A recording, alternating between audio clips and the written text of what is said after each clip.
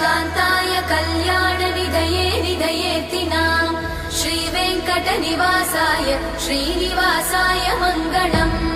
लक्ष्मी सविभ्रमालोकसुभ्रूविभ्रमचक्षुषे चक्षुषे सर्वलोकानां वेङ्कटेशाय मङ्गलम् श्रीवेङ्कटाद्रिशृङ्गाग्रमङ्गलाभरणाग्रये मङ्गलानां निवासाय श्रीनिवासाय मङ्गलम् सर्वावयव सौन्दर्य सम्पदा सर्वचेतसां